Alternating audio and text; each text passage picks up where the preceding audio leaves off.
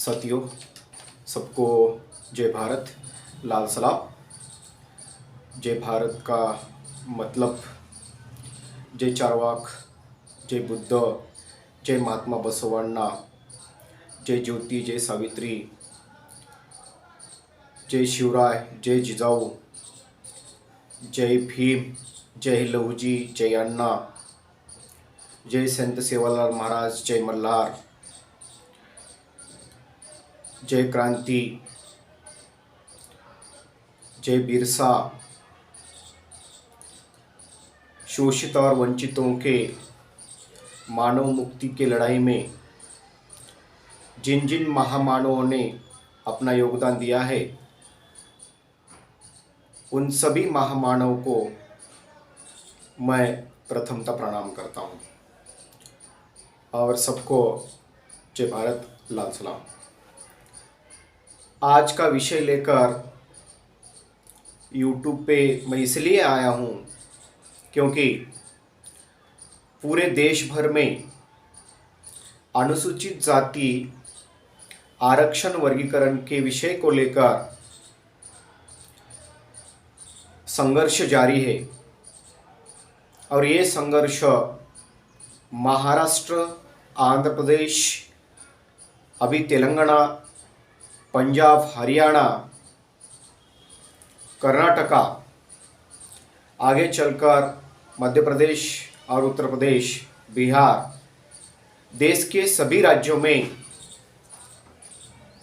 इस विषय को लेकर बड़े बड़े आंदोलन हो सकते हैं और ये मांग करते समय अनुसूचित जाति में के जो अलग अलग पिछड़े जातियां हैं वह एक दूसरे के ऊपर कोई ठोस एविडेंस न रहते हुए भी अपने तरीके से अलग अलग इल्ज़ाम लगा रहे हैं। इन्होंने ज़्यादा ले लिया है, हमें कुछ मिला ही नहीं है, हमें सामाजिक आरक्षण नहीं मिला, हमें प्रशासकीय आरक्षण नहीं मिला, जो हमारे साथी पिछड़ी जाति है उनको ज़्यादा आरक्षण का लाभ हुआ है। ऐसे एक दूसरे के ऊपर आरोप कर रहे हैं। इन आरोपों को लेकर क्या हमें अनुसूचित जाति, अनुसूचित जनजाति और अदर बैकवर्ड क्लास में जो पिछड़े जातियां हैं, पिछड़ा वर्ग है, उनको आरक्षण का लाभ मिला है या मिल सकता है और इसके ऊपर केंद्र सरकार की क्या भूमिका है, अलग अलग राज्य सरकार की क्या भूमिका है और कानून में कौन से आर्टिकल में क्या कहा गया है, उसके साथ ही सुप्रीम कोर्ट और अलग अलग स्टेट के हाई कोर्ट ने शेड्यूल कास्ट रिजर्वेशन का सब क्लासिफिकेशन को ऊपर उन्होंने क्या कहा है। इन सब विषयों को लेकर, इन सब पॉइंट्स के ऊपर हम आज कानूनी तरीके से बाय लीगल चर्चा करने वाले हैं। ये विषय केवल महाराष्ट्र के राज्य के लेवल का विषय नहीं है, इसीलिए हमें इस विषय को लेकर राष्ट्रव्यापी चर्चा करना जरूरी है। अभी अभी फिलहाल ये विषय महाराष्ट्र में शेड्यूल कास्ट में दूसरे स्थान पर संख्या में भारी होने वाला समाज मातंग समाज ने पिछले महीने में 22 फरवरी को मुंबई के आज़ाद मैदान में एक बहुत बड़ा मोर्चा निकालकर जवाब दो ऐसा नारा देकर महाराष्ट्र के सरकार को मातंग समाज के अलग अलग संगठन और सकल मातंग समाज की ओर से महाराष्ट्र सरकार को जवाब पूछा गया कि हमें एबीसीडी आरक्षण चाहिए, अनुसूचित जाति आरक्षण का वर्गीकरण कर मातंग समाज को पिछड़ा होने के वजह से, उनके पिछड़ेपन के वजह से आरक्षण का लाभ पूरी तरीके से भारत के स्वतंत्रता मिलने के उपरांत अभी तक आरक्षण का पूरी तरीके से लाभ नहीं मिला है। ऐसा सकल मातंग समाज और अलग अलग संगठन के जो नेतृत्व करने वाले नेता हैं उनका कहना था। लेकिन इस आंदोलन को लेकर आजाद मैदान से जो बातें कही गई है, जो नेतागण सकल मातंग समाज का नेतृत्व कर रहे थे, उन्होंने जो बातें वहां पे कही है, वो बातों को लेकर पूरे महाराष्ट्र में मातंग और बौद्ध समाज में एक तरीके से अन्याय अत्याचार के खिलाफ साथ ही लड़ने वाले जो समुदाय हैं, उन दोनों में एक बहुत बड़ी एक दूसरे के प्रति अलग अलग मतांतर तैयार हो चुके हैं। इसलिए क्योंकि वहां पे जिन्होंने बताया है नेतागण लोगों ने कि मातंग समाज का आरक्षण का लाभ हमें क्यों नहीं मिला है, ऐसा बताते हुए गणपत बिसे ने जो वहां पे अपना मत रखा था, उन्होंने कहा कि बौद्ध समाज ही हमारा आरक्षण पूरी तरीके से उनका लाभ उठा रहा है, इसीलिए मातंग समाज को आरक्षण का लाभ नहीं मिल पा रहा है। इन बातों में कितना तथ्य है यह हमें जानना जरूरी है, क्योंकि महाराष्ट्र में बौद्ध और मातंग समाज शेड्यूल कास्ट के 59 जातियों में सबसे बड़े दो जात समूह है और बौद्ध समाज सोशली, सांस्कृतिक और सभी तरीके से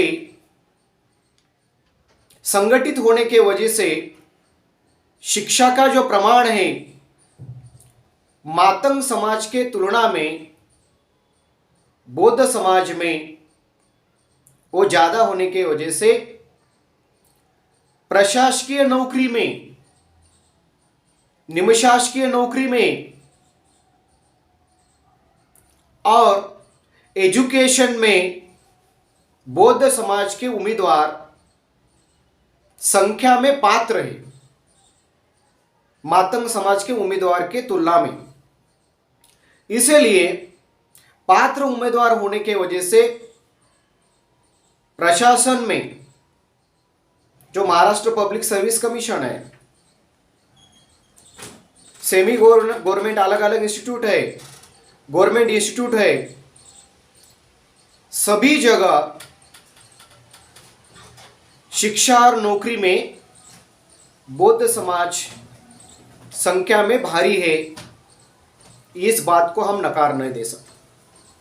लेकिन कभी भी ऐसा नहीं हुआ महाराष्ट्र में कि बौद्ध समाज के लोगों ने जानबूझकर मातंग समाज, ढोर समाज, चर्मकार समाज, होलार समाज, हिंदू खाटिक समाज, इनके लोगों को जानबूझकर नौकरी में नहीं आने दिया है, जानबूझकर शिक्षा में नहीं आने दिया है। ऐसा कभी मैक्सिमम लेवल पे नहीं हुआ है। दूसरी बात यह है कि बौद्ध समाज के लोग शिक्षा और सामाजिक और सांस्कृतिक स्तर पर मातंग, ढोर, चर्मकार, होलार, हिंदू, खाटिक, अन्य पिछड़े जातियों के अलावा ज़्यादा विकसित होने के वजह से, ज़्यादा जानकार, कानूनी जानकार होने के वजह से उनको जरूर ही लाभ ज़्यादा मिला होगा। लेकिन उन्होंने ऐसा कभी कोई एजेंडा नहीं लिया है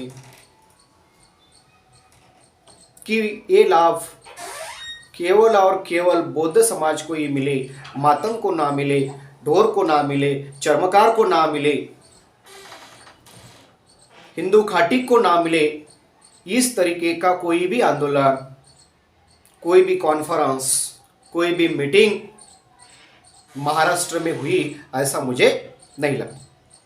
इसीलिए मातंग समाज के युवकों को, युवतियों को और सकल मातंग समाज के जो नेतागण हैं उनको मेरा यही कहना है, इस वीडियो के माध्यम से आपकी मांग पूरी तरीके से लोकतांत्रिक ढंग से राज्य सरकार के पास हम रख सकते हैं, केंद्र सरकार के पास हम रख सकते हैं और सुप्रीम कोर्ट में भी हम रख सकते हैं। लेकिन ये बात रखते समय हमारे जो साथी समुदाय है, उन्होंने ज़्यादा खाया है, उन्होंने ज़्यादा लिया है, उनसे हमें फारकत लेनी चाहिए, ऐसे बातें अगर हम कहेंगे तो ये आंदोलन सक्सेस नहीं होने वाला। ये गलत है, ये गलत तरीका है। इसका मैं पूरी तरह से समर्थन नहीं करूंगा, क्योंकि महाराष्ट्र के बौद्ध समाज ने और पर्टिकुलर जिन्होंने भारतीय संविधान में इस देश के भूमि का, उद्योगों का, शिक्षा का पूरी तरीके से राष्ट्रीयकरण न होने के वजह से भारत के संविधान में आरक्षण का जिक्र किया गया है। महामानव भारतीय घटना के शिल्पकार डॉक्टर बाबा साहब आम्बेडकर जी ने हमें अछूतों को सामाजिक, प्रशासकीय और राजकीय स्तर पर आरक्षण दिलाया है। इसके लिए डॉक्टर बाबा साहब आम्बेडकर को बहुत बड़ा संघर्ष करना पड़ा। कांग्रेस के गांधी ने पॉलिटिकल रिजर्वेशन को सबसे बड़ा पुरजोर विरोध किया था। पूना पैक्ट का हम यहां पे जिक्र करेंगे। उस वक्त डॉक्टर बाबा साहब आम्बेडकर और मोहनदास करमचंद गांधी, इन दोनों में बहुत बड़ा संघर्ष वहां पे हो चुका। अभी विधानसभा में जो शेड्यूल कास्ट से चुन के आने वाले जो आमदार हैं, एमएलए राम सातपुते, जिन्होंने बहुत ही गलत, असंवैधानिक और प्रतिगामी भाषा का इस्तेमाल किया है। वो कहते हैं कि मैं चमार जाति से, हिंदू चमार जाति से, हिंदू सनातन जाति से पैदा हुआ हूँ, मेरे बाप ज़्यादा पुरखों से हम बूट, चप्पल, जूता बनाने का काम करते हैं। इस काम के ऊपर हमें गर्व है। डॉक्टर बाबा साहब आम्बेडकर जी ने कहा था कि पिछड़ी जातियों को पारंपरिक काम हमें छोड़ना चाहिए। इसलिए आरक्षण का जिक्र कर संविधान में आरक्षण हमें इसलिए दिया गया है, शिक्षा के माध्यम से हम आगे आए, शिक्षा के माध्यम से हम आगे आकर स्वर्ण नागरिकों के, पूरे भारत के नागरिकों की बराबरी हम करें। हमें पिछड़े जातियों के उम्मीदवार को कोई चुन के नहीं देता है, इसलिए भी राजकीय आरक्षण यहां पे दिया गया है। हम अछूत है, हम दलित है, शोषित है, हम वंचित है, इसलिए आरक्षण दिया गया। लेकिन राम सातपुते ने जिस तरीके से राष्ट्रीय स्वयंसेवक संघ की भाषा बोलकर, हिंदू महासभा की भाषा बोलकर पूरी तरीके से डॉक्टर बाबा साहब अम्बेडकर के संवैधानिक आरक्षण के बारे में जो बातें कही है, वो बातों का भी हमें यहाँ पे निषेध करना बहुत जरूरी है। और दूसरी बात यह है, अनुसूचित जाति एबीसीडी आरक्षण क्या हमें मिल पाएगा? हम सकारात्मक बात कर सकते हैं। इसका फायदा देश के, केवल महाराष्ट्र के नहीं है, महाराष्ट्र के बौद्ध, मातंग, होलार, चमार, ढोर, हिंदू खाटिक, इन सभी जातियों को भी हो सकता है। लेकिन पंजाब, हरियाणा, तेलंगाना, आंध्र प्रदेश, बिहार, उत्तर प्रदेश, मध्य प्रदेश, देश के सभी, कर्नाटका,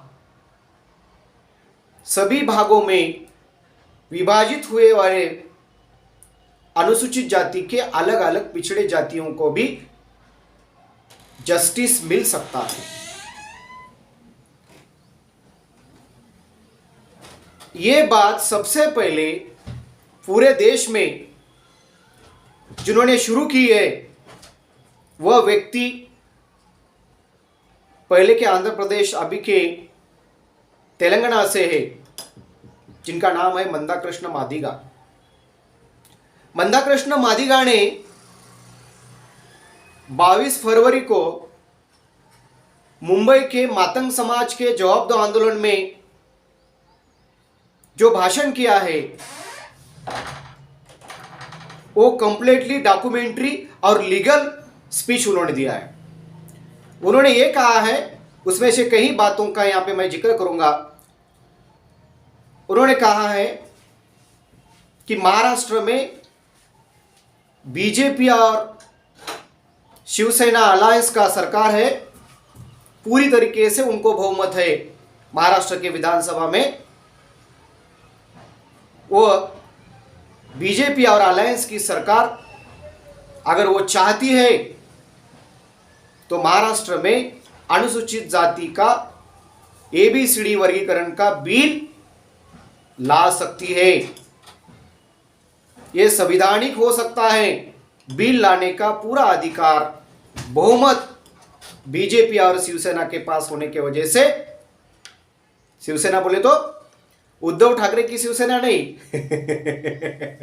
अभी के जो मुख्यमंत्री है, जिनको इलेक्शन कमीशन ऑफ इंडिया ने बहाल किया है कि शिवसेना का धनुष्य बाण भी तुम्हारा चिन्ह है और नाम भी तुम्हारा है, मुख्यमंत्री एकनाथ शिंदे को साथ में लेकर बीजेपी ने जो सरकार बनाया है, देवेंद्र फडणवीस महाराष्ट्र के उप मुख्यमंत्री और एकनाथ शिंदे दोनों मिलकर महाराष्ट्र में बिल पास करा सकते हैं और ये बिल पास होकर बिल लागू भी कर सकते हैं।